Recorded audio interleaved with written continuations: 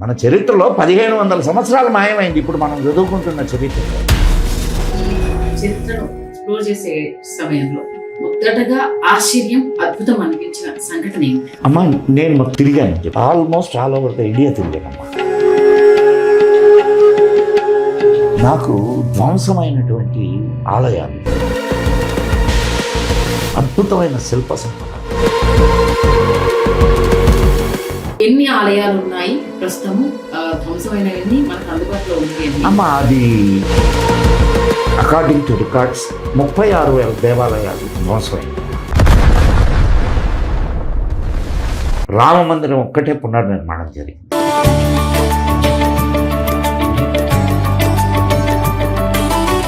కలియుగ రాజవంశాల చరిత్ర అని కోట వెంకటచలం గారు రాశారు. నువ్వు ఎప్పుడైనా నీకు అవకాశం ఉంటే చూడు. నువ్వు ఎప్పుడైనా నీ పురాణాలు చదివితే, నీ సాహిత్యం చదివితే, నీ వేదాలు చదివితే, నీ ఉపనిషత్తులు చదివితే, ఈ తెలుసుకోవడానికి ప్రయత్నం చేస్తే అప్పుడు తెలుస్తుంది నీ విషయం ఏంటి అనేది. నిన్న కాక మొన్న ఫ్యాంట్లు ఇప్పి ఎవడు వీడు అనేది గుర్తించి మరీ చంపలేదు.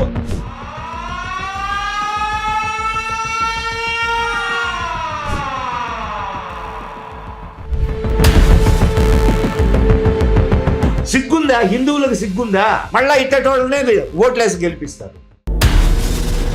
నువ్వు నా దేవుణ్ణి పూజించాలా, నువ్వు ఇస్తే సంతాస్తామనంటే హిందువు ఎప్పుడూ సెక్యులరే. ఇవాళ ఇంటర్వ్యూ చాలా చాలా ప్రత్యేకమైన ఇంటర్వ్యూ. నిజంగా మనకు తెలిసిన చరిత్ర కొండంతా, తెలుసుకోవలసిన ఘనత గోరంతా. మనిషి ఆధ్యాత్మికంగా, సైన్స్ పరంగా, వైద్యపరంగా ఎలా జీవించాలి అనేది మన చరిత్ర ఏనాడో చెప్పింది. ఆ చరిత్రను మర్చిపోయి ఇప్పుడు అనేక ప్రేలాపనలు మనం వింటున్నాము. ఆ చరిత్ర ఘనత, సైన్స్ పరంగా మన పూర్వీకుల అద్భుత చరిత్ర మీ ముందు మరొకసారి ఆవిష్కరించే ప్రయత్నం చేస్తున్నాము. దానికి మరి అంతటి ఘనుడైతేనే కదా చరిత్ర గురించి మీ ముందు ఆవిష్కరించగలుగుతాను. ఆయనే మదన్ గుప్తా గారు. మరి ఆయన మాటల్లో ఇవాళ మరికొన్ని విషయాలను తెలుసుకునే ప్రయత్నం చేద్దాం. గురుగారు నమస్కారం. నమస్తే అమ్మా. నిజంగా తెలుగు రాజ్యం ప్రేక్షకులకు, మా సంధ్యకు నిజంగా మేము ప్రత్యేక ధన్యవాదాలు నా తరపు నుండి. ఎందుకంటే అడగగానే నా కోసం మీరున్న బిజీ షెడ్యూల్లో కొంత సమయాన్ని కేటాయించినందుకు, మీ ద్వారా మరికొన్ని విషయాన్ని మా తెలుగు రాజ్యం ప్రేక్షకులకు అందించబోతున్నందుకు చాలా ప్రౌడ్గా ఉంది నాకు. నిజంగానే ప్రత్యేకంగా నీ కోసం కాదు, ఇది నా జాతి కోసం, నా దేశం కోసం, నా వాళ్ళ కోసం నేను చేస్తున్నటువంటి ప్రయత్నం ఇది. థ్యాంక్ యూ గురుగారు. ముందుగా మనం అంటే టాపిక్లోకి వెళ్ళే ముందు మీ గురించి కొంత మా ప్రేక్షకులకు తెలియజెప్పాలని నేను అనుకుంటున్నాను. అసలు మదన్ గారి అడుగులు ఇటువైపు ఎలా పడ్డాయి, అటు ఫ్యామిలీ బ్యాక్గ్రౌండ్ కావచ్చు, మీ స్టడీ గురించి ముందుగా కొంత మా ప్రేక్షకులకు తెలియజేశాక మన టాపిక్లోకి వెళ్దాం. చెప్పుకోవడానికి పెద్ద ఏం లేదు. I'm a common man. I born in a middle class family. My father is a teacher. ఒక స్ట్రగుల్సమ్ లైఫ్ని మేము చేసాము. అఫ్కోర్స్ అది స్ట్రగుల్ అనుకోనే వయసు కూడా కాదు కాబట్టి అది స్ట్రగుల్ అనిపించలేదు. నేను నెల్లూరు జిల్లా కావలి నా స్వగ్రామం. అక్కడ నేను పుట్టింది నెల్లూరు, మా అమ్మగారి ఊరు నెల్లూరు. రంగనాయకుల స్వామి దేవస్థానం దగ్గరే మా హౌస్. చిన్నప్పుడు మా తాతగారితో కలిసి పెన్నకు స్నానానికి వెళ్ళి రంగనాథుడిని దర్శించుకొని ఇంటికి వచ్చేవాళ్ళం తడి బట్టలతో. అంటే మాకు మన సంస్కృతి సాంప్రదాయాలు మాకు అక్కడి నుంచి, అంటే మా పెద్దల నుంచి మాకు వారసత్వంగా వచ్చింది అది. పోతే తర్వాత నా చదువు ఇసుకపల్లి, అంటే చాలా చోట్ల జరిగిందమ్మా. కారణం ఏంటంటే నాన్నగారిని ఎక్కడికి ట్రాన్స్ఫర్ చేస్తే అక్కడికి వెళ్ళిపోయేవాళ్ళు. అట్లా ఆయన ఇసుకపల్లి, నర్రవాడ, వెంకటగిరి, నెల్లూరు అండ్ మన ఉలవపాడు, ఈ ప్రదేశాలన్నింటిలో పనిచేశారు. మేము ఎదిగే సమయంలో నేను చిన్నవాడుగా ఉన్నప్పుడు ఇసుకపల్లిలో చదువుకున్నాను, చిన్న ఇది. తర్వాత కావలి హై స్కూల్లో చదువుకున్నాను. ఆ తర్వాత నర్రవాడలో చదువుకున్నాను. ఇట్లా అంటే ఎక్కడ పడితే అక్కడికి వెళ్ళే ఇదనమాట. ఆయన నన్ను ఇక్కడికి ట్రాన్స్ఫర్ చేయండి, అక్కడికి ట్రాన్స్ఫర్ చేయండి అని రాజకీయ నాయకుల చుట్టూ తిరగడం, లేకపోతే ఇది చేసేవాడు కాదు. సో అండ్ ఆ సమయంలో చాలా తక్కువ శాలరీ ఆయనకి. మేము 4 పిల్లలం. మీరు ఆలోచించండి, అంత తక్కువ శాలరీలో కుటుంబం నడపాలి. అప్పట్లో, ఇప్పుడు అఫ్కోర్స్ మారింది. అప్పట్లో బతకలేక బడిపంతులు అనేవాళ్ళు. బతకలేక బడిపంతులు నాన్నగారు. 4 సాకుతూ. తర్వాత నా 10th అయిపోయింది. 10th అయిపోయిన తర్వాత నరవాడలో 10th కంప్లీట్ చేశాను. నరవాడ చాలా ప్రసిద్ధమైన ప్రదేశం అమ్మ. మీకు తెలియదు, దానికి ఒక మంచి చరిత్ర ఉంది. అది కూడా మనం మాట్లాడుకుందాం తర్వాత. అక్కడ నేను 10th కంప్లీట్ అయింది. ఉదయగిరిలో నేను 10th పరీక్షలు రాశాను. అది కూడా చారిత్రక ప్రదేశం ఉదయగిరి. శ్రీకృష్ణదేవరాయలు ఇది కొన్ని వందల దేవాలయాలు ఉంది. వందల దేవాలయాలు ఇప్పుడు ఒక్కటి కూడా కనిపించదు మీకు. ఇవన్నీ మేము కళ్ళతో చూసినవి. సో ఆ ఆవేదన ఇది మమ్మల్ని ఇలా మాట్లాడిస్తూ ఉంది. ఆ తర్వాత నా కాలేజీ అంతా కూడా జవహర్ భారతిలో జరిగింది. అయితే చిన్నప్పటి నుంచి నేను ఆర్ఎస్ఎస్ స్వయం సేవక్గా ఉండేవాళ్ళం. ఆర్ఎస్ఎస్ కార్యక్రమాల్లో మేము పాల్గొనేవాళ్ళం. కాలేజీలో కూడా విద్యార్థి పరిషత్ని నేను నాతోటే మొదలైంది అది. సో ఇట్లా సంఘతో ఇటు ఇంట్లో మాకు ఎప్పుడు కూడా సత్సాంగత్యాలు జరుగుతూ ఉండేవి. అనేక మంది కవులు, కళాకారులు వాళ్ళందరూ కూడా మా ఇంటికి వచ్చేవాళ్ళు. ఇప్పుడు శ్రీశ్రీ గారు కానీ, అండ్ దేవులపల్లి కృష్ణశాస్త్రి గారు, అనేక మంది లబ్ధ ప్రతిష్ఠులు అయినటువంటి తెలుగు కవులందరినీ మా ఇంట్లో మేము చూడడం జరిగింది. అండ్ కావలి ఒక సాంస్కృతిక కేంద్రంగా ఉండేది ఆనాటి కాలంలో. నాన్నగారే మిత్రమండలి అని ఒక ఆర్గనైజేషన్ని, అంటే కల్చరల్ ఆర్గనైజేషన్ని స్టార్ట్ చేసి దాని ద్వారా అనేకమైన సాంస్కృతిక కార్యక్రమాలు ఇచ్చేశారు. ఇలా నాకు అటు సంస్కృతి, ఇటు సంస్కారం ఇవన్నీ మాకు వారసత్వంగా అభిని. అటువంటి వాతావరణంలో పెరిగిన వాళ్ళం కాబట్టి మాకు ఇది నా, అంటే మీరు ప్రస్తుతం మీకు కనిపిస్తున్న మదన్కి వెనుక ఉన్నటువంటి మదన్. చదువు కూడా ఒక చారిత్రాత్మక ఘట్టంగానే మీకు మిగిలిపోయింది అన్నట్టు. ఖచ్చితంగా అమ్మా. అందులో ఇంకొక ఇదేంటంటే, మా కాలేజీ అది కమ్యూనిస్ట్ కాలేజీ. కావలి కాలేజీ అంటే కమ్యూనిస్ట్ కాలేజీ. కానీ అక్కడ కూడా మాకు కొంతమంది గురువులు ప్రత్యేకమైన, అంటే ధర్మం పట్ల, సనాతనమైన సాంప్రదాయాల పట్ల ఇదైనటువంటి వాళ్ళు. కాబట్టి మాకు వాళ్ళ సాంగత్యం, ఇప్పుడు ఇంద్రగంటి హనుమత్ శాస్త్రి గారు, శ్రీరామ్ వెంకట భుజంగరాయ శర్మ గారు, ఇట్లా చాలా పెద్ద వాళ్ళు పనిచేసిన కాలేజీ అది. వాళ్ళ సాంగత్యం మాకు తెలుగు మీద అభిమానాన్ని అండ్ అభిరుచిని కలగజేసింది. దానికి తోడు మా నాన్నగారు తెలుగు లెక్చరర్. ఆయన 25 పుస్తకాలు రాశారు తెలుగుకు సంబంధించి. సో ఇట్లా మాకు ఒక పెద్ద లైబ్రరీ ఉంది మాకు ఇప్పటికీ. నేను అది వారసత్వంగా నాకు లభించిన ఆస్తి అది. సో ఇది నా మధ్యతరగతి కుటుంబం నుండి అలా అడుగులు పడుతూ చరిత్ర గురించి తెలుసుకోవాలన్న ఈ తపన, తాపత్రయము ఏ వయసులో మీకు కలిగింది? అమ్మ, మేము అంటే కాలేజీ అయిపోయిన తర్వాత నేను జాబ్లోకి వచ్చాను. నేను పబ్లిక్ సెక్టర్లో మెడికల్లో చేశాను. ఆ కల్చరల్ డిఫరెన్స్ నాకు బాగా అర్థమయ్యేది. ఇది అప్పుడు మేము చదువుకున్నప్పుడు మా ఇవి, అంటే నేను ఉద్యోగంలోకి వచ్చిన తర్వాత నేను తిరుగుతూ ఉండేవాడిని ఎక్కువ. నాది టూరింగ్ జాబ్. సో ఈ తిరుగుతున్నటువంటి క్రమంలో అనేక విషయాలను నేను గమనించడం జరిగింది. తర్వాత అంతేకాకుండా మేము చదువుకున్నటువంటి చరిత్ర ఒకటి, నాకు పుస్తకాలు చదివే అలవాటు చిన్నప్పటి నుంచి. మేము చదువుకున్నటువంటి చరిత్ర ఒకటి, అండ్ బయట పుస్తకాల్లో చరిత్రలో కనిపిస్తున్నటువంటి చరిత్ర ఒకటి. ఏంటి ఈ డిఫరెన్సెస్ ఏంటి అనేది లోతుకు పోయి ఆలోచించేటటువంటి కార్యక్రమం మొదలైంది అట్లా. అది అఫ్కోర్స్ ఈనాడు మీరు వింటున్నటువంటి ఇప్పుడు కోట వెంకటచలం గారు రాసినటువంటి మన చరిత్ర నుంచి 1500 సంవత్సరాలని మాయం చేశారు. మన చరిత్రలో 1500 సంవత్సరాలు మాయమైంది ఇప్పుడు మనం చదువుకుంటున్న చరిత్రలో. సో ఏంది అని ఇప్పుడు మన దౌర్భాగ్యం ఏమిటంటే ఎవడో రాసిన చరిత్రని మన చరిత్రగా మనం చదువుకుంటున్నాం. అది మన దౌర్భాగ్యం. మన చరిత్రను మనం రాసుకోవాలి. మనం రాసుకుంటే ప్రౌడ్ ఉంటుంది, అంతే కదమ్మా.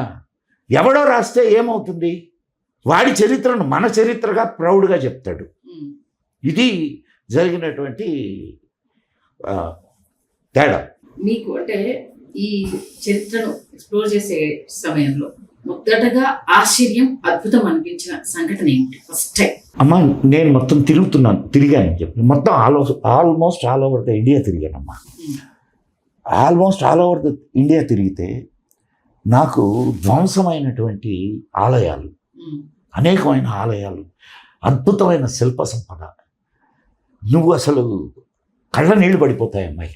ఒక్కొక్క టెంపుల్ని చూస్తే ఒక్కొక్క వాళ్ళు చేసినటువంటి ఆ ధ్వంసరచన ఎంత భయంకరమైనటువంటి ధ్వంసరచనో నేను మాటల్లో చెప్పలేను. ఒక పక్క ఆవేశం, అసలు మళ్ళీ పుస్తకాల్లో చదివితే వాళ్ళు మహానుభావులు. బాగా అర్థం చేసుకోమ్మా. ఇప్పుడు దాన్ని ధ్వంసం చేసినటువంటి ఆ ధ్వంసం కళ్ళకు కనిపిస్తూ ఉంది. ఆ ధ్వంసం చేసినటువంటి వాడు నీకు మహానుభావుడుగా నీ పుస్తకాల్లో చదువుతున్నావు. ఇది ఎక్కడి ఈ ద్వంద్వ ప్రవృత్తి ఏంటి అనేది ఒకసారి నేను లోపలికి వెళ్తే ఇది పరిస్థితి. ఒక్కొక్క దేవాలయం ఎటువంటి మహా అద్భుతమైన దేవాలయాలు. కాశీ అండ్ నువ్వు నమ్మవమ్మా, మన బాంబే ఇండియా గేట్ ఉంది కదా, గేట్ దగ్గర నుంచి ఎలిఫెంటా కేవ్స్ అని ఉంటాయి. విన్నావు ఎప్పుడైనా పేరు? ఆ ఎలిఫెంటా కేవ్స్లోకి పోతే ఇంత అద్భుతమైనటువంటి శిల్పాలు, ఒక్కొక్కటి దాదాపు 15 అడుగులు 20 అడుగులు ఉంటాయి. అటువంటి శిల్పాలను కూడా ధ్వంసం చేశారమ్మా. వాటిని చూస్తే నీకు ఇప్పుడు అందాన్ని చూసావు, అందాన్ని చూసినప్పుడు దాన్ని ఆస్వాదించాలా, దాన్ని నాశనం చేయాలి అనేటటువంటి ప్రకృతి ఎటువంటి ప్రకృతి అది? ఇప్పుడు ఇది నా పూర్వీకులు నిర్మించారు అని అనుకుంటే నీకు ఎంత గర్వంగా ఉంటుంది.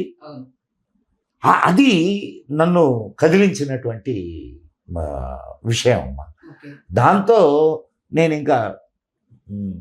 నేనేం చరిత్రకారుణ్ణి కాదు, నా చరిత్ర నా సబ్జెక్టే కాదు, కానీ ఇవన్నీ నన్ను చరిత్ర వైపు మళ్ళేటట్టుగా చేసింది. అసలు ఏంటి ఒక్కొక్క ఆలయం గురించి తెలుసుకుంటూ ఉంటే ఒక్కొక్క ఆలయం యొక్క చరిత్ర, ఆలయం యొక్క ఇప్పుడు ప్రతి ఆలయానికి ఒక పౌరాణిక గాథ ఉంటుంది, ఒక చారిత్రక ప్రాశస్త్యం ఉంటుంది, అండ్ అక్కడ ప్రస్తుతం ఉన్నటువంటి పరిస్థితి ఉంటుంది. మనం ఏదైనా దేవాలయానికి వెళ్ళినప్పుడు ఈ 3 విషయాల్ని మనం తెలుసుకోవడానికి ప్రయత్నం చేయాలి. పౌరాణిక ప్రాశస్త్యం ఏమిటి అండ్ చారిత్రక ప్రాశస్త్యం ఏమిటి.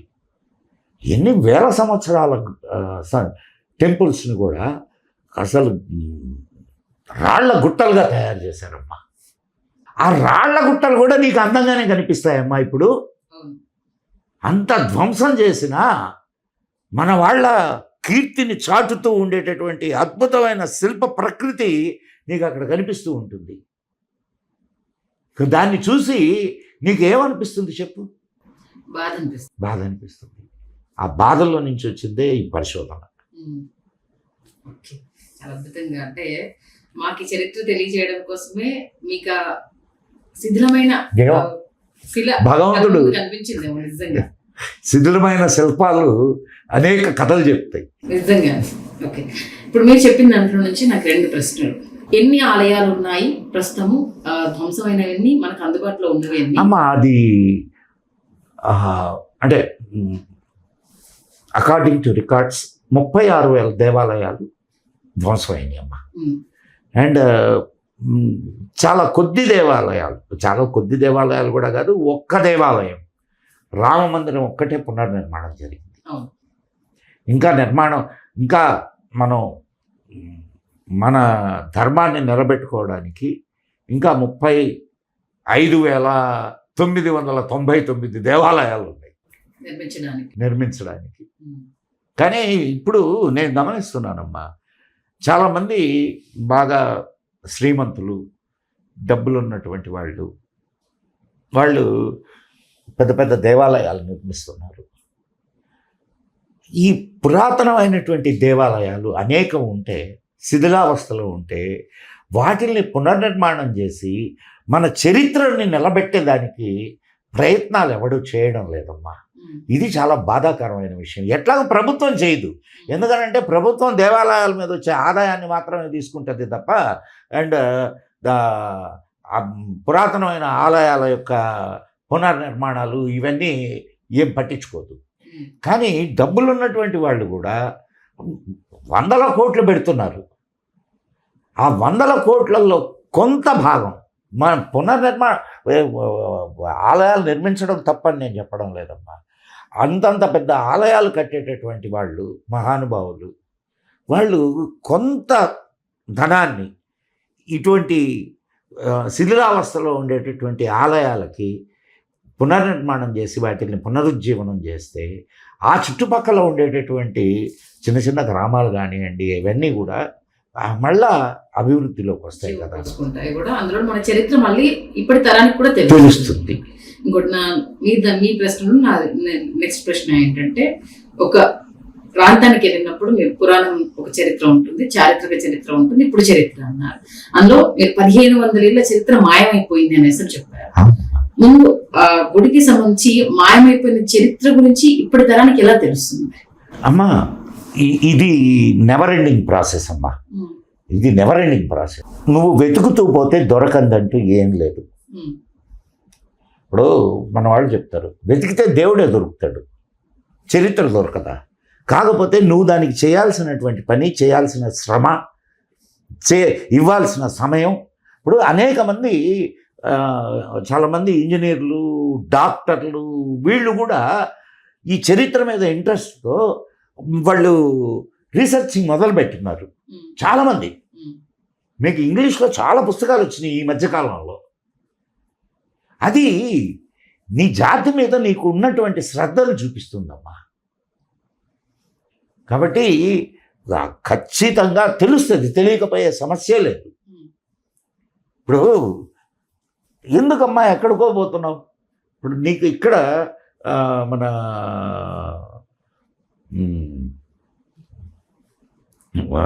ఆలంపురం చూసావా నువ్వు?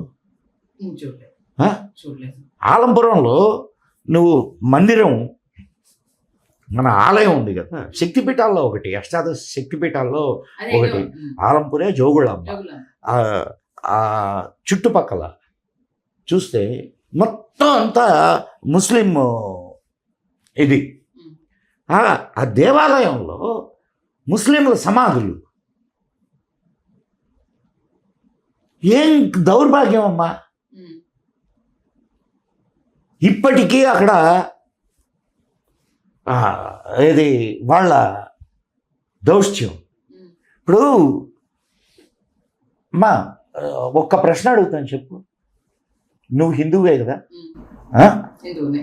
ఇక్కడ నీకు ఏదైనా సమస్య వస్తే నువ్వు ఎక్కడ పోగలవు? నీకంటూ ఏదైనా దేశం ఉందా? నీ దేశం అని చెప్పుకోవడానికి ఏదైనా దేశం ఉందా? మరి భారతదేశంలో నీది అనుకునే స్థలం నీది కాకుండా పోతూ ఉంటే, నీది అనుకుంటే శ్రద్ధాస్థలం నీది కాకుండా అన్యుల అన్యాక్రాంతం అయి ఉంటే దానిని మళ్ళా నీవు తిరిగి సంపాదించుకో, ఇంకా నీకు స్వాతంత్రం వచ్చినట్లు లెక్కెట్లా? ఇంకా అవి అక్కడే కొనసాగుతూ ఉంటే ఇప్పుడు నీ దేశంలో నువ్వే 2వ తరగతి పౌరుడిగా ఉండవలసినటువంటి పరిస్థితి ఉన్నది సంధ్య గారు. అవునా? ఆలోచించండి. నీ ఆలయాలు నీ నీ నీ చేతుల్లో లేవు, అండ్ నీ ప్రాణాలు కూడా నీ చేతుల్లో లేవు. ప్రస్తుతం పరిస్థితులు చూసుకుంటే అంతే. అది మరి ఎప్పుడు ఈ జాతి చైతన్యం పొందుద్ది? ఎప్పుడు మరలా తన పునర్వైభవాన్ని తాను తెచ్చుకుంటుంది? మేము మా పోరాటం అంతా ఆ సాంస్కృతిక పునరుజ్జీవనం. ఎప్పుడైతే నీ సంస్కృతి, నీ చరిత్ర, నీ పోరాటాలు, నీ గత వైభవాలు ఇవన్నీ నీకు తెలుస్తాయో అప్పుడు నీలో ఉన్నటువంటి చైతన్య శక్తి పెరుగుతుంది. ఎస్, ఇది నాది, నేను కాపాడుకోవాలి, ఏదైనా సమస్య వచ్చినప్పుడు నిలబడాలి అనేటటువంటి ఇది నీలో రావాలా. అందుకు మేము చేస్తున్నటువంటి ఈ పోరాటం కారణం ఏంటంటే ఇది నా జాతి. నా జాతికి నేను చేసుకోకపోతే ఎవరు చేస్తారు? ఇది నా జాతి అని ప్రతి ఒక్కడు అనుకోగలిగితే వాడు ఏదైనా సమస్య వచ్చినప్పుడు నిలబడదామని ముందుకు వస్తాడు. ఈ మధ్య కాలంలో వైరుధ్యమైన వాదనలు, అసలు భారత చరిత్రలో అన్ని పురాణాలను కల్పితాలు, అసలు అది లేనే, ఆ చరిత్ర అనేది లేనే లేదు, ఇది కల్పించిన కథలు అన్న ఒక వాదనను ఎంతో మూర్ఖంగా వినిపించే ప్రయత్నం చేస్తున్నాను. నేను నీకు ఒక విషయం చెప్తానమ్మా. ఒక సత్యాన్ని లేదా ఒక ఆధ్యాత్మిక సత్యాన్ని చెప్పాలి అని అంటే ఇట్స్ ఎ వెరీ రా సబ్జెక్ట్. అవునా కాదా? ఆ సబ్జెక్టుని నీకు చెప్పాలి అని అంటే ఎలా చెప్పగలవు? ముందు దాని లోతులోకి వెళ్ళి అసలు పాతది ఏముంది అని తెలుసుకున్నప్పుడే చెప్పగలుగుతాము. దాన్ని ఒక కథ రూపంలో నీకు చెప్పాను అనుకో, నువ్వు అర్థం చేసుకోగలవా లేదా? మన వైదిక సత్యాలని, ఆధ్యాత్మిక సత్యాలని మనకు చెప్పడానికి పురాణాలు ఆ కథల రూపంలో మనకు చెప్పబడ్డాయి. అంతేకాకుండా ఇప్పుడు నువ్వు ఆలోచించు, 5000 సంవత్సరాల క్రితమే 6000 సంవత్సరాల క్రితమే ఈ సృష్టి పుట్టిందా? 6000 సంవత్సరాల క్రితమేనా? నేను నీకు ప్రశ్న వేస్తున్నా, సృష్టి పుట్టి 6000 సంవత్సరాలేనా? అంతకుమించి కదా. ఎంత ఉండొచ్చు? మీలాంటి పెద్దలు చెప్పిన దాని ప్రకారం చూస్తే అది వెలకట్టలేని, లెక్క పెట్టలేనిది. అంటే అంత ఇప్పుడు కల్పాలు లక్షల సంవత్సరాలని చూపిస్తాయి. ఈ లక్షల సంవత్సరాల్లో జరిగినటువంటి చరిత్ర, సంఘటనలు నీకు ఇప్పుడు తెలుసా? అన్ని అనంటే తెలియదనే చెప్పాలి. కాలగర్భంలో కలిసిపోతూ ఉంటాయమ్మా, కాలగర్భంలో కలిసిపోతూ ఉంటాయి. కానీ అనూచానంగా కొన్ని సంఘటనల్ని కొందరు రికార్డ్ చేసి పెడతారు. అవి మనకు పురాణాల్లో రికార్డ్ అయ్యి, నీకు పురాణాల్లో ఒక్క ఆనాటి సంఘటనలే కాకుండా మన రాజుల చరిత్రలు ఉన్నాయి. రాజుల చరిత్రలు నీకు డేట్స్తో సహా ఇచ్చున్నారు. కలియుగ రాజవంశాల చరిత్ర అని కోట వెంకటచలం గారు రాశారు. నువ్వు ఎప్పుడైనా నీకు అవకాశం ఉంటే చూడు. తెలుగులో ఉంది, ఇంగ్లీష్లో ఉంది. అండ్ పిఎన్ ఓక్ హిందీలో. అనేక మంది ఆనాడు కూడా హిస్టోరియన్స్ చాలామంది రాశారు. కానీ ఇప్పుడు ఆంగ్లేయుల కళ్ళతో అండ్ అరబ్బుల కళ్ళతో మన చరిత్రను చూసి ఈ ముండాడుకులకి సంస్కృతం రాదు, ఇంగ్లీషోడు మన గ్రంథాలని వాడి ఇష్ట ప్రకారం ట్రాన్స్లేట్ చేసిన గ్రంథాలు చదువుతారు వీళ్ళు ఇంగ్లీష్లో. ఆంగ్లపుత్రులు కదా, ఆంగ్ల మానస పుత్రులు చదివి దాంట్లో ఉండే నిజాలు అనుకొని రాస్తారు. నువ్వు ఎప్పుడైనా నీ పురాణాలు చదివితే, నీ సాహిత్యం చదివితే, నీ వేదాలు చదివితే, నీ ఉపనిషత్తులు చదివితే, నీకు అనేక శాస్త్రాలు ఉన్నాయి మనకి, అనేక ఒక్క కేరళలో మన మ్యాథమెటిక్స్ మీద 1000 పుస్తకాలు ఉన్నాయి, 1000 గ్రంథాలు ఏన్షియంట్. ఈ తెలుసుకోవడానికి ప్రయత్నం చేస్తే అప్పుడు తెలుస్తుంది నీ విషయం ఏంటి అనేది. నీకు ఈ ఇంగ్లీష్ చదువుకున్నటువంటి ఆంగ్ల మానస పుత్రులే మనకు చరిత్రను రాసి తగలెడుతుంది. పోనీ దీనికి సంబంధించినటువంటి క్రోనాలజీ కరెక్ట్గా ఉందా? అది లేదు. ఇట్లా తగలబెట్టారు మన చరిత్రని. నేను చెప్తేనే 1500 సంవత్సరాలు మీకు నేను డేట్స్తో సహా ఇస్తా. 1500 సంవత్సరాలని మాయం చేశారు. ఈ దేశం మీద అడుగడుగున ఈ దేశం మీదకి దండెత్తిన వాళ్లకు విరుద్ధంగా ఈ దేశంలో రాజులు పోరాడారు. ఆ పోరాటాల చరిత్రనంతా మాయం చేశారు. అక్బర్ మహాన్ అండ్ బాబర్ మహాన్, వాడు అలెగ్జాండర్ ద గ్రేట్ పురుషోత్తముడి చేతిలో చెత్తగా ఓడిపోయాడు. అటువంటి వాడిని అలెగ్జాండర్ ద గ్రేట్ అని ఎట్టు చెప్తారు? మీకు తెలుసో తెలీదు, వాళ్ళ సైన్యాధిపతి భారతదేశంలో ఉండి ఇక్కడ వైష్ణవం స్వీకరించి విష్ణు భక్తుడిగా మారాడు. ఇట్లాంటి చరిత్రలు చాలా ఉన్నాయి, కానీ అవన్నీ బయటకు రానిరా. ఈ బయటకు వస్తే నీ గొప్పతనం తగ్గిపోద్ది. నువ్వు గొప్పవాడివని ఎప్పుడైతే నువ్వు విస్మృతిలో ఉంటావో అప్పటి వరకు వాళ్ళ రాజ్యం సాగుద్ది. ఎప్పుడైతే నువ్వు చైతన్యవంతుడి అవుతావో వాళ్ళ కుట్రలు నీకు అర్థమవుతాయి. మనకు స్వాతంత్రం వచ్చిన తర్వాత మనం ఎక్కడ బాగు చేసుకున్నాం? మనకు స్వాతంత్రం రాలేదు, మనకు వచ్చింది అధికార బదిలీ, ట్రాన్స్ఫర్ ఆఫ్ పవర్. మనకు అధికార బదిలీ జరిగిన తర్వాత ఏం జరిగింది? మన విద్యాశాఖకు మొట్టమొదటి విద్యాశాఖ మంత్రి ఎవరో తెలుసా? Abul Kalam Azad. He is Iranian, Iran వాడు నీ దేశపు విద్యాశాఖ మంత్రి. అండ్ రోమిలా థాపరు నీ హిస్టరీని రాస్తుంది.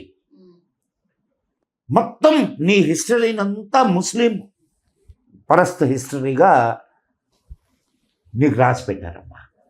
ఎంతమంది రాజులు, ఎంతమంది వీరులు వీళ్ళని ఎదిరించి వీళ్ళను తరిం కొట్టారో చరిత్రలు ఉన్నాయి.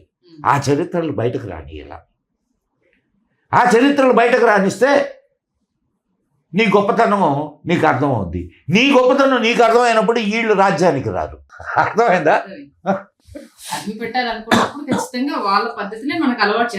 చేశారు కదా. హిందువు చేసినటువంటి పెద్ద పొరపాటు ఏంటంటే, మనకు స్వాతంత్రం రాక ముందు వరకు 1947 ముందు వరకు హిందువు పోరాడాడు స్వాతంత్ర్యం కోసం. స్వాతంత్ర్యం వచ్చింది అనుకోని నిద్రపోయాడు. అది చేసినటువంటి తప్పు. నాకు స్వాతంత్రం వచ్చిందే అనుకొని పోరాటాన్ని మానేశాడు. దాన్ని అవకాశంగా తీసుకొని ఎవరైతే రాజ్యాన్ని ఏలడానికి వచ్చినటువంటి విదేశీ మానసిక శక్తులు ఏవైతే ఉన్నాయో అవి మళ్ళా మనల్ని బానిసత్వం వైపు నడిపించింది. ఇప్పుడు మనం మానసికంగా బానిసలం. నీకు స్వాతంత్రం ఎక్కడుందమ్మా? ఎక్కడుంది చెప్పు నాకు స్వాతంత్రం? అంటే అంతో ఇంతో మనకు నచ్చినట్లుగా మనం బ్రతుకుతున్నామని మనం ఫీల్ అవుతున్నాం. ఎక్కడ నచ్చినట్టుగా బతుకుతున్నావు? నీ దేవుడిని దర్శించుకోవడానికి పోతే ఛార్జ్, చెప్పులు పెడితే ఛార్జ్, అండ్ నువ్వు ఏదైనా ఒక ప్రపోజల్ని తీసుకొని వస్తే జరుగుతుందా? నీ మీద ఎన్ని అత్యాచారాలు జరుగుతున్నాయి హిందువు మీద? నిన్న కాక మొన్న ఫ్యాంట్లు ఇప్పి ఎవడు వీడు అనేది గుర్తించి మరీ చంపలేదు. అట్లాంటి దారుణమైనటువంటి హత్యలు భారతదేశంలో ఎన్ని జరిగినాయి? స్వాతంత్రానికి ముందు, స్వాతంత్రం తరువాత ఎన్ని జరిగినాయి? భారతదేశ విభజన అనేది ఒక కుట్ర. భారతదేశాన్ని మళ్ళా ఇస్లాం రాజ్యంగా చేయడానికి చేసినటువంటి ప్రయత్నంలో అది ఒక భాగం. భారతదేశ విభజన మతం ప్రమేయంగా జరిగినప్పుడు ఒక మతం వాళ్ళు విభజించబడినటువంటి ప్రదేశాలు ఇస్లాం రాజ్యం అయినప్పుడు మిగతాది ఎందుకు హిందూ రాజ్యం కాలేదు? ఇక్కడ ఉన్నటువంటి ముస్లింలు మాట్లాడతారు, మేము కూడా స్వాతంత్ర పోరాటంలో పాల్గొన్నాము అది ఇది అని. స్వాతంత్ర పోరాటంలో పాల్గొన్నారు కరెక్టే, కానీ దానికి కావలసిన ఇప్పుడు దానికి ప్రతిఫలంగా నువ్వు దేశాన్ని విభజించుకున్నావుగా, ఎందుకు బాగా నువ్వు? చాలా మంది మీరు అన్నదానికి ఏం చెప్తారంటే అప్పుడు ఆ పోరాటంలో హిందూ ముస్లిం అందరూ ఏకమయ్యారు కాబట్టి మనకు స్వాతంత్రం. అవును, ఓకే, నమ్ముదాం దాన్ని నమ్ముదాం. హిందూ ముస్లిం ఏకమయ్యారు కాబట్టి వచ్చింది. ఏకమయ్యారు కాబట్టి వచ్చినప్పుడు ఆ స్వాతంత్రాన్ని కాపాడుకోవాలన్నా దేశ విభజన మా ముస్లింలు మేము పోరాడాం కాబట్టి మాకు విభజించి ఇవ్వండి అని అడగాలనా? విభజించి తీసుకున్నారుగా, దానికి ప్రతిఫలమే కదా. మేము స్వాతంత్రం కోసం పోరాడాం కాబట్టి మా ప్రతిఫలం మాకు ఇవ్వండి అని కదా తీసుకున్నారు పాకిస్తాన్ని. మరి ఇప్పుడు మాట్లాడే అధికారం, హక్కు ఎక్కడుంది వాళ్ళకి? వీళ్ళు ఇక్కడ దానికి తోడు మేము ఆనాడు మా పెద్దలు ఈ దేశం మీద ప్రేమతో ఇక్కడ ఉండిపోయారని చెప్తారు.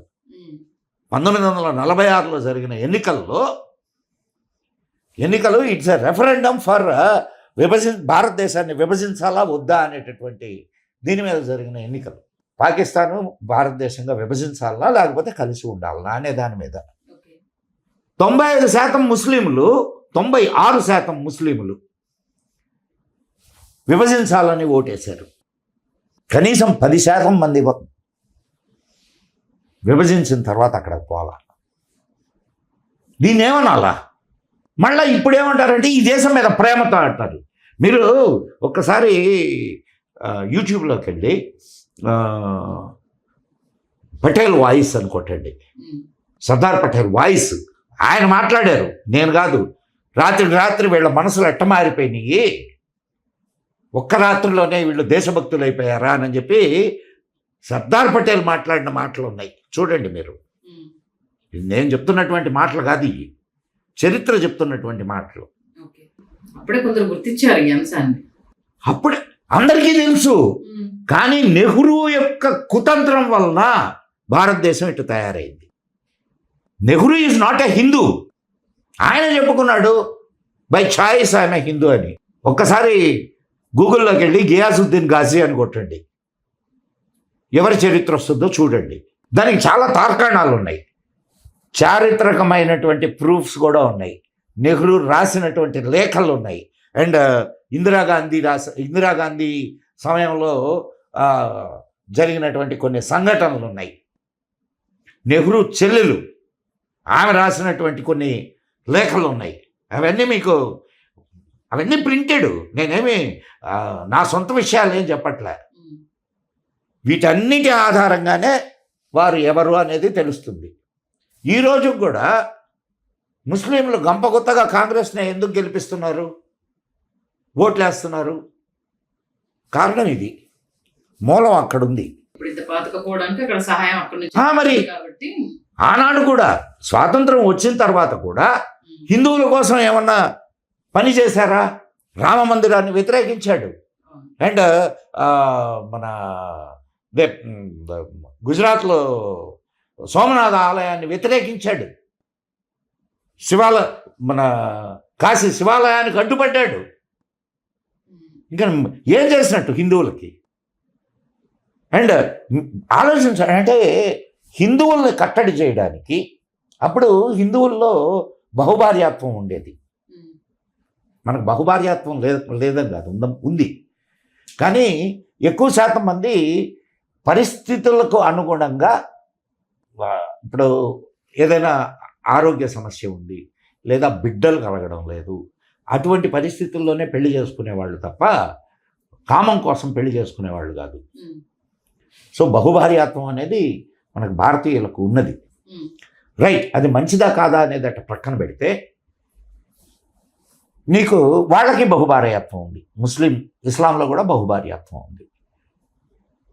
రెండింటినీ మనం ఏం చేసాం, హిందూ కోడ్ బిల్ తీసుకొని వచ్చి హిందువులకు బహుభార్యాత్వం లేదు, ఒకటే భార్యతో ఉండాలా అని తీసుకొని వచ్చారు.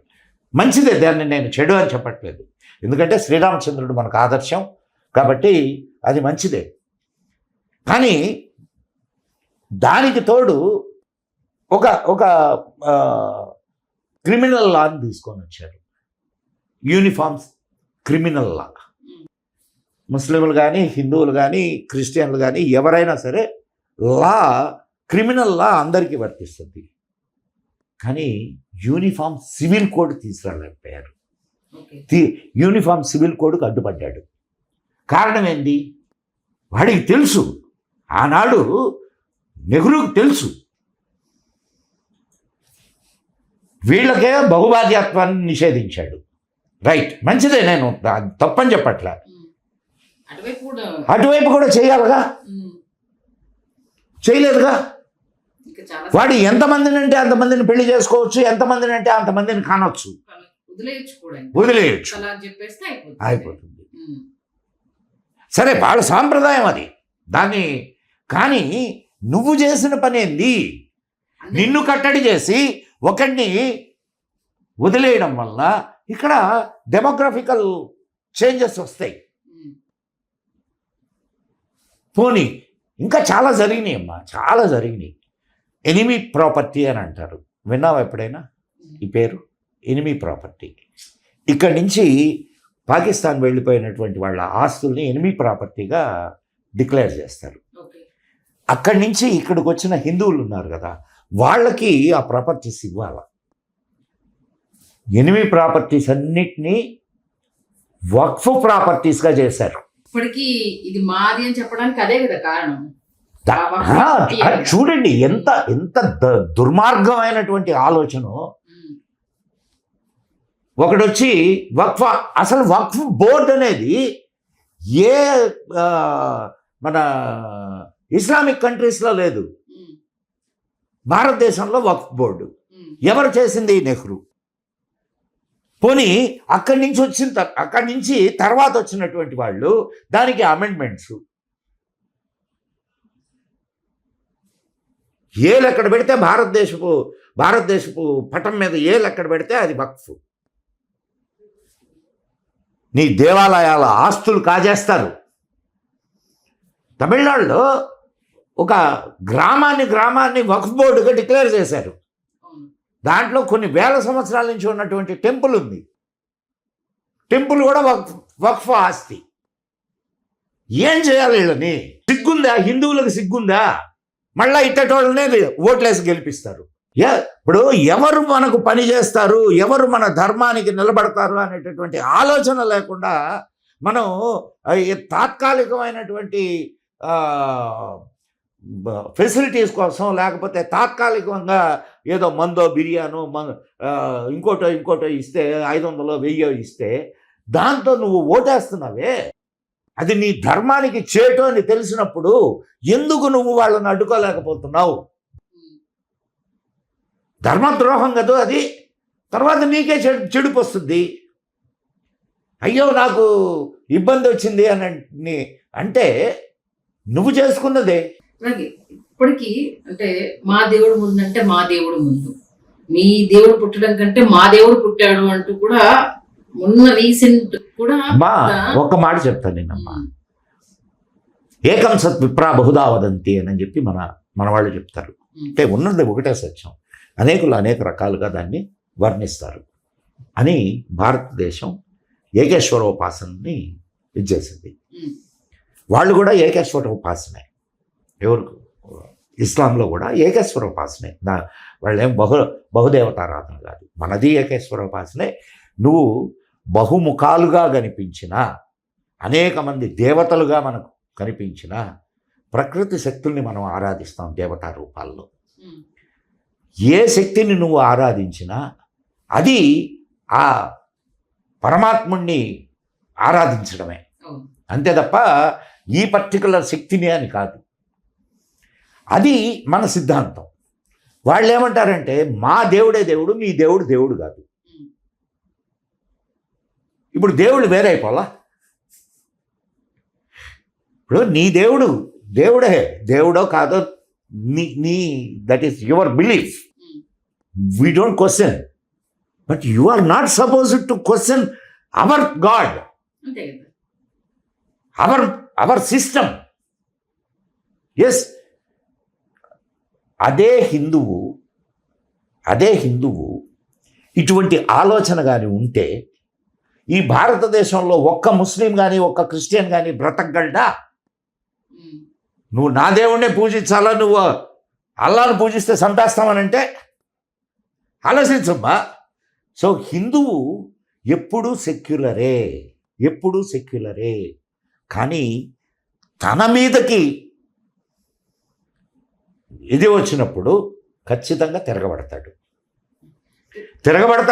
తిరగబడడానికి సమాధానం చెప్తాడు. ఈ సెక్యులర్ అన్న పదానికి నిజంగా ఖచ్చితంగా నిర్వచనం చెప్పాలంటే ఏం చెప్తారు సార్? అమ్మా, సెక్యులర్ అనే పదాన్ని ఎందుకు తీసుకొని వచ్చారో నేను చెప్తాను. నేనమ్మా, ఫారెన్లో ఈ మిషనరీస్ ఇవి ఉన్నాయి కదా, క్రిస్టియన్ మిషనరీస్, ఇవి పరిపాలన వ్యవస్థ మీద ఎక్కువ ప్రభావం చూపించాయి. అంతేకాకుండా ఆనాటి సైన్స్ ఇన్వెషన్స్ మీద కూడా ఇవి వీళ్ళు రైట్ అంటేనే రైట్, అది వీళ్ళు తప్పంటే తప్పు. అట్లా చాలామంది చచ్చిపోయారు కదా. ఇది సూర్యకేంద్రక సిద్ధాంతాన్ని ప్రతిపాదించినటువంటి వాళ్ళని రాళ్లతో కొట్టి మరీ చంపారు.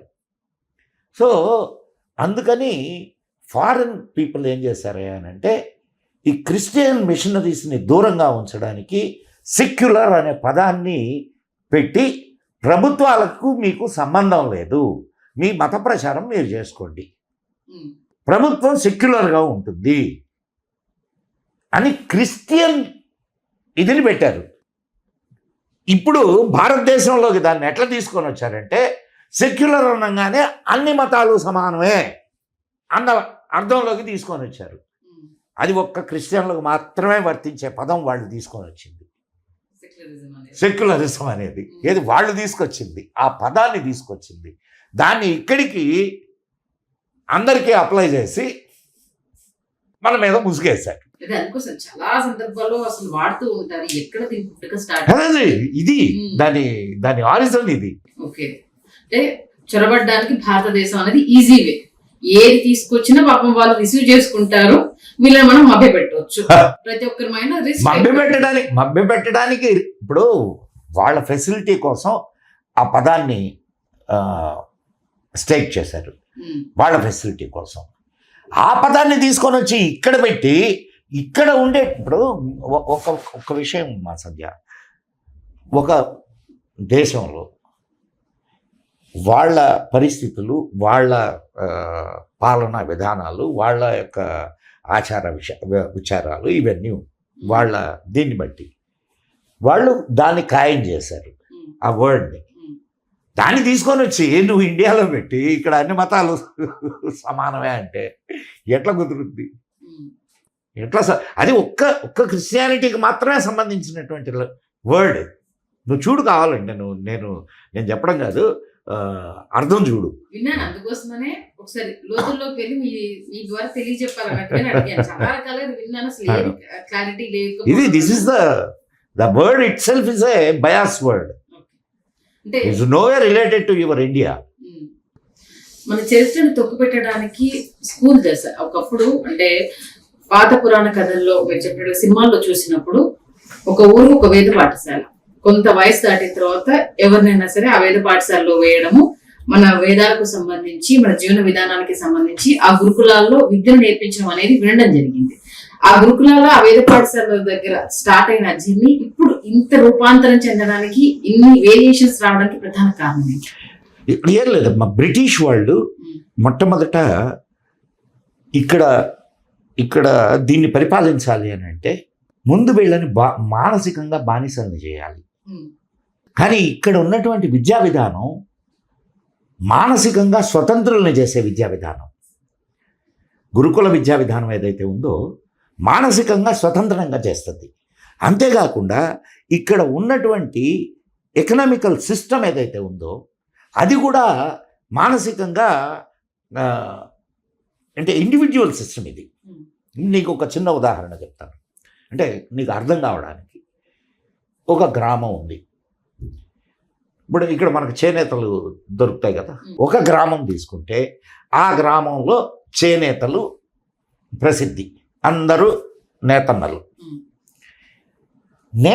నేత నేయడానికి ఒక చీర బయటకు రావడానికి ఎన్ని సెగ్మెంట్స్ ఉంటాయి? దారం తీసే దగ్గర నుంచి రంగద్దడం, మగ్గం మీదకి రావడము, ఆ మగ్గంలో మళ్ళీ దాన్ని ఏ రకంగా రూపకల్పన డిజైన్ చేయడము, అక్కడి నుంచి దాన్ని తయారైనటువంటి సరుకుని మార్కెట్కి తీసుకురావడం, ఇన్ని వ్యవస్థలు ఒక్క చీర తయారు చేయడం మీద ఆధారపడి ఉన్నాయి. ఈ వ్యవస్థలన్నీ కూడా ఇండివిజువల్. బాగా ఆలోచించు, ఈ వ్యవస్థలన్నీ ఇండివిజువల్. నీది ఒక కార్ఖానా అమ్మాయి, నీ ఇల్లు దారం చేసే కార్ఖానా. దారం తయారు చేయడం నీ ఇంటి పని. నీకు ఇష్టం వచ్చినప్పుడు దారం చేస్తావు, నీకు అవసరమైనప్పుడు దారం చేస్తావు, నీకు టైం ఉన్నప్పుడు దారం చేస్తావు. అర్థమైందా? అవతల వాడికి అవసరాన్ని బట్టి నువ్వు దారం తయారు చేస్తావు.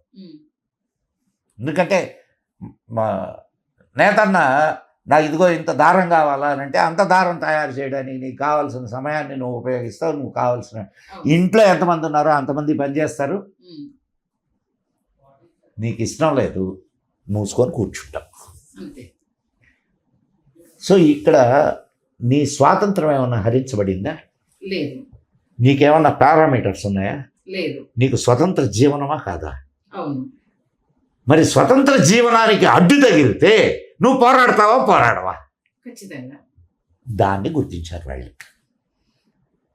సో వీళ్ళు అంతా చాలా ఇండివిజువల్ పర్సెప్షన్ ఉన్నవాళ్ళు. వీళ్ళకు చెప్పే విద్య కూడా స్వాతంత్రానికి, అంటే స్వేచ్ఛను ఇచ్చేసేటటువంటి విద్య. సో ఇక్కడ ఉన్నటువంటి ఈ పారిశ్రామిక అంటే ఆర్థిక విధానాన్ని దెబ్బతీయాలా, యాజ్ వెల్ యాజ్ మన గురుకుల విధానాన్ని దెబ్బతీయాలా. దానికని మెకాలే అనేటటువంటి మహానుభావుడు ఒక విద్యా విధానాన్ని తయారు చేసి ఈ దేశం మీదకు రుద్దాడు. 1835. మహానుభావుడు వారు చేసినటువంటి సేవ అంతా ఇంత కాదు. దాన్ని ఇక్కడ ఉన్న సంఘ సంస్కర్తలు అనే ముసుగులో బ్రిటిష్ ఏజెంట్లు ఆ సిస్టమ్ని దేశమంతా అడాప్ట్ చేశారు. దాంతో ఇక్కడున్న గురుకులాలు దెబ్బతిన్నాయి, విద్యా వ్యవస్థ దెబ్బతిన్నది, స్వేచ్ఛ జీవితం దెబ్బతిన్నది, ఆర్థిక విధానం దెబ్బతిన్నది, బానిస మనస్తత్వం అలవాటైంది. దీంతో ఇంకా మనం ఆ బానిస మనస్తత్వంతోనే ఆలోచిస్తున్నాం. ఇంకోటి ఏంటంటే మన చరిత్ర గురించి ఇప్పుడు రకరకాల ఇన్నోవేషన్స్ వస్తున్నాయి. అంటే మేము అది కనిపెట్టాము ఇది కనిపెట్టాము అనేసి అంటూ రాకెట్ పంపిస్తున్నాము, సైన్స్ మేమే కనిపెట్టామని చెప్పుకునే వాళ్ళకి అది పిచ్చుకుంకలు ఇది మీరు కనిపెట్టింది కాదా మా పురాణాల్లోనే ఉంది అంటూ కూడా మనం ఇప్పుడు వల్ల వేస్తున్నాం. అమ్మ మనం అట్లా అంటే ఇప్పుడు కనిపెట్టిన గొప్ప విషయాలు మనం సైన్స్ అట్లా చెప్పడానికి లేదు. ఈనాడు ఉన్నది సైన్సే. అయితే ప్రతిదానికి నిన్ను నువ్వు ఇది చేసుకోవడం కూడా కరెక్ట్ కాదు. భారతదేశంలో అత్యద్భుతమైనటువంటి సాంకేతిక విప్లవం ఉండింది. కానీ అసలు ఏం లేదు అని చెప్పడానికి లేదు, అన్నీ ఉన్నాయని చెప్పడానికి లేదు. నీ దేశం ఈ ప్రపంచానికి అందించగలిగినంత అందించింది. అర్థమైందా? సో ఈనాడు ఉన్నాయి, ఆనాడు ఉన్నాయి. ఆనాడు ఎలా ఉన్నాయి, ఏంటి పరిస్థితి అనేది నీకు తెలియకపోవచ్చు. ఎందుకు నువ్వు దాని మీద పరిశోధన ఏం చేయలేదు. పరిశోధన చేసి ఈనాడు ఏం లేవు అని చెప్పి నువ్వు డిక్లేర్ చేస్తే, అంటే ఆనాడు ఏం లేవు ఈనాడే ఉన్నాయని డిక్లేర్ చేస్తే అప్పుడు ఒప్పుకుంటాం. నీ శాస్త్రాల మీద నువ్వు పరిశోధన చేయలా, నీకు ఉన్నాయో లేదో తెలియదు. నేను ఉన్నాయని అంటున్నాను కాబట్టి నువ్వు నమ్మాల్సిందే, అంతే. లేదు అని చెప్పడానికి నువ్వు పరిశోధన చేసి లేదని చెప్పు, అంతే కదమ్మా.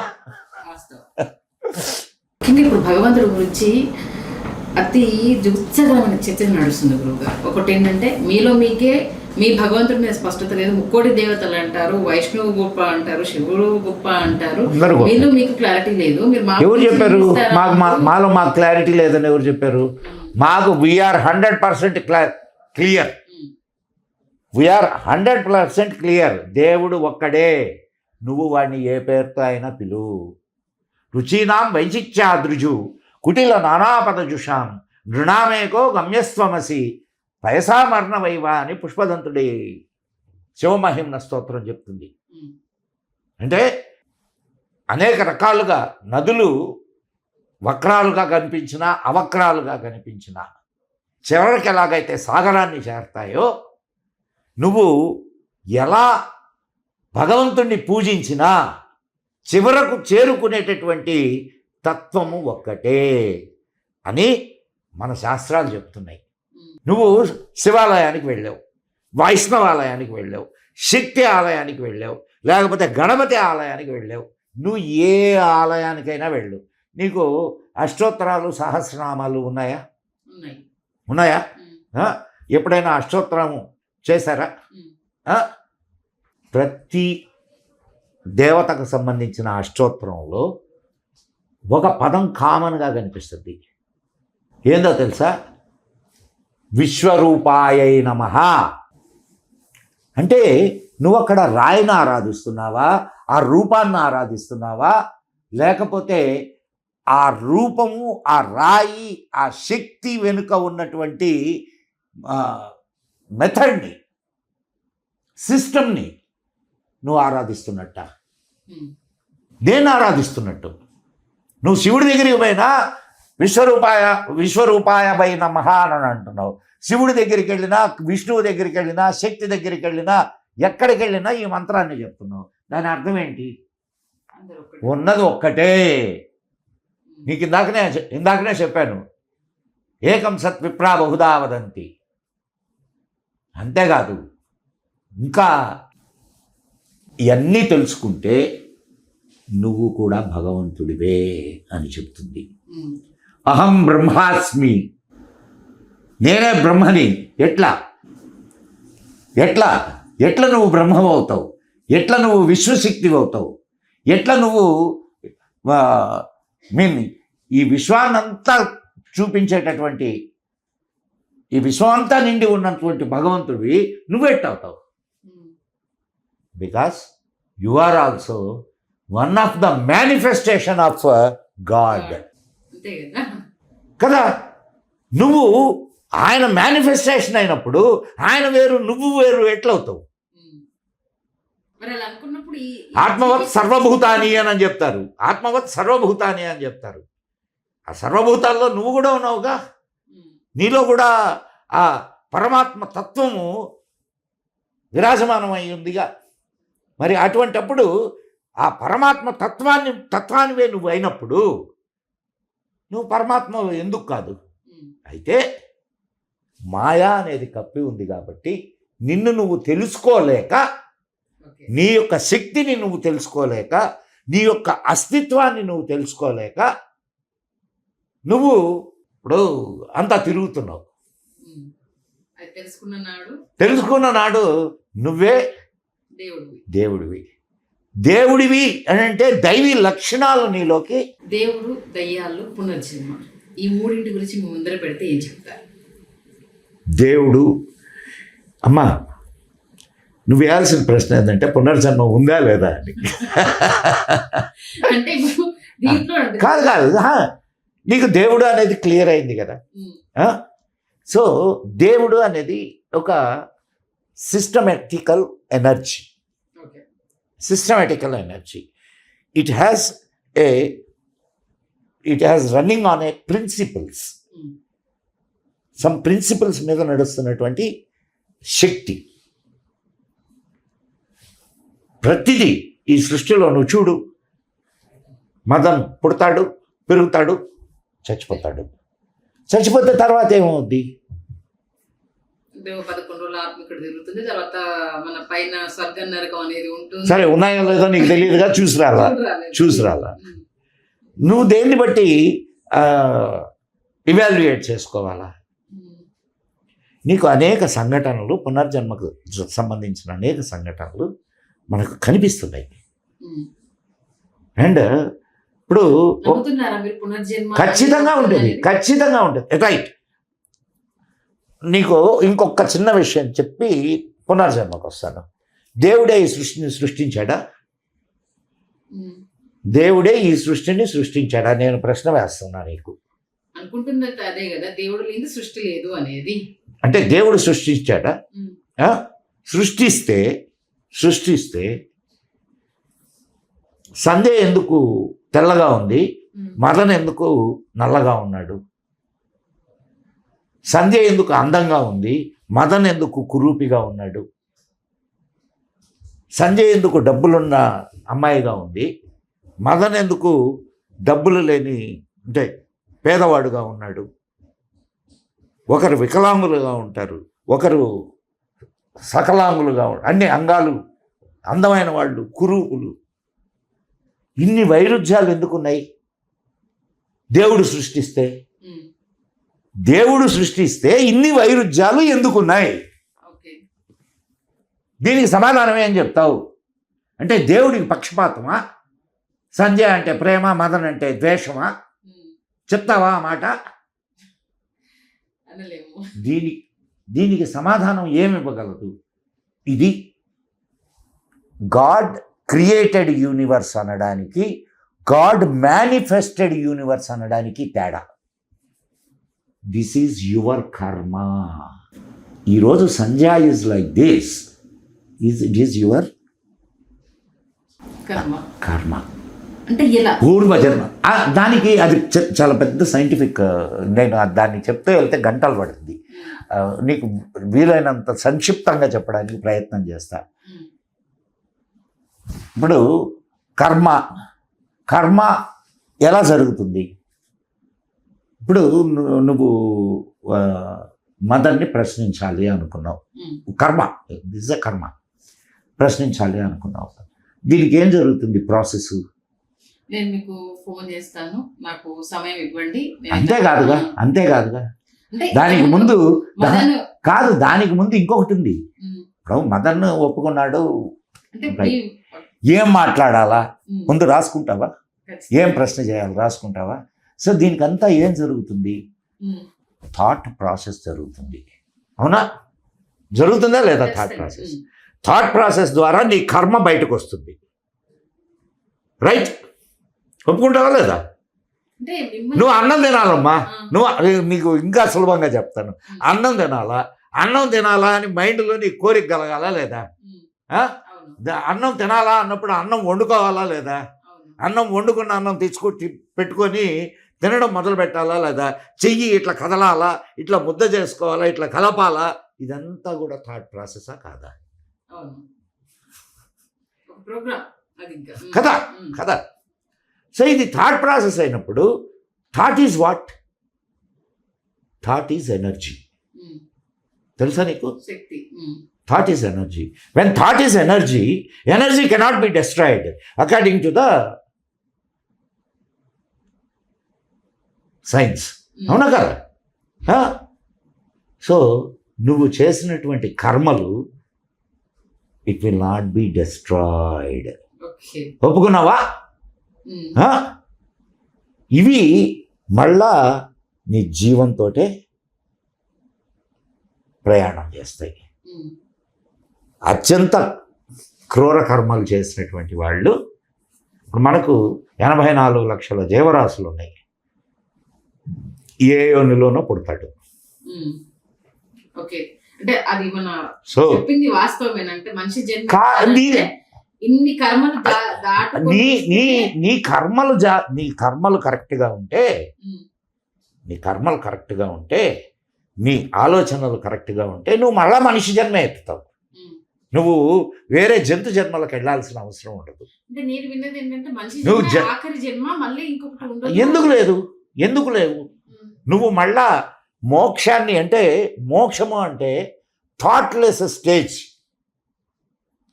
సమాధి అంటారు.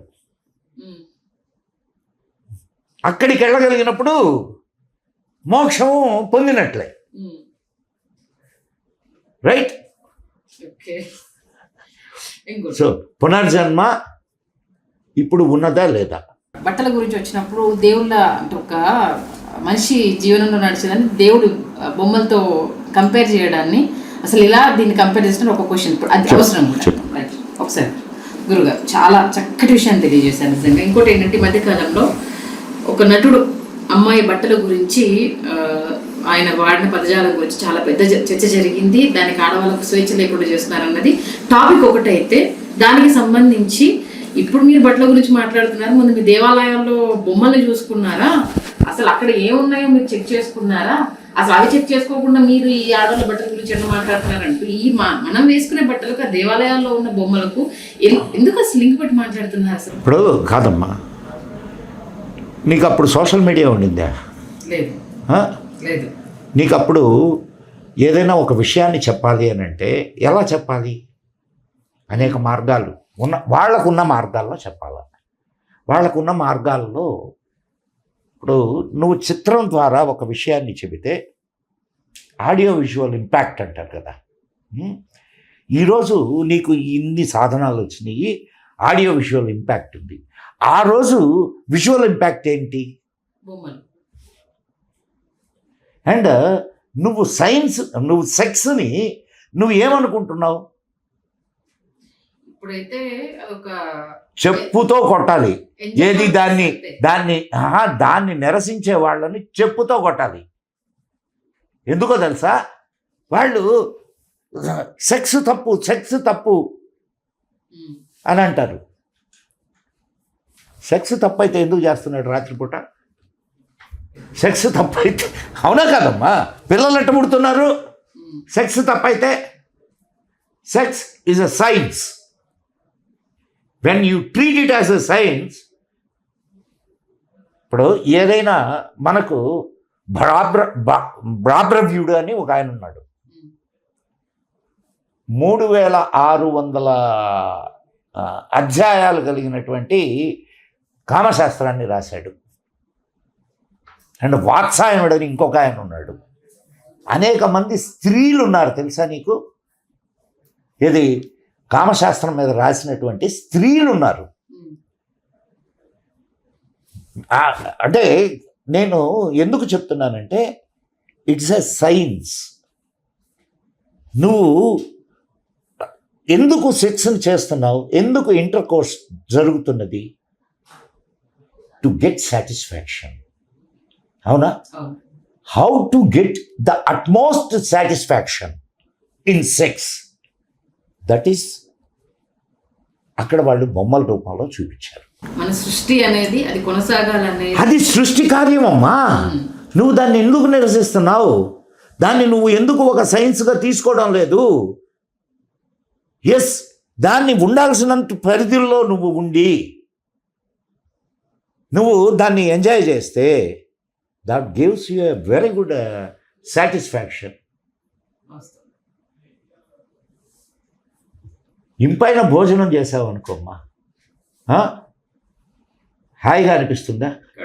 ప్రశాంతంగా ఉంటుంది. పెళ్ళైందా నీకు? సో నీకు ఆ విషయంలో ఉండేటటువంటి సాటిస్ఫాక్షన్ గురించి నేను చెప్పక్కర్లేదు, అది సెల్ఫ్ ఎక్స్పీరియన్సెస్. కాబట్టి దాన్ని నిరసించేదానికంటే దాన్ని అర్థం చేసుకోవడానికి ప్రయత్నం చేస్తే that gives good result. Right? Thank you so much Madan గారు. నిజంగా అడగగానే మీకున్న బిజీ షెడ్యూల్లో సమయం ఇచ్చి మరికొన్ని విషయాలు మా తెలుగు రాజ్యం ప్రేక్షకులకు తెలియజేసినందుకు ప్రత్యేక ధన్యవాదాలు. జై హింద్, జై మా భారతి.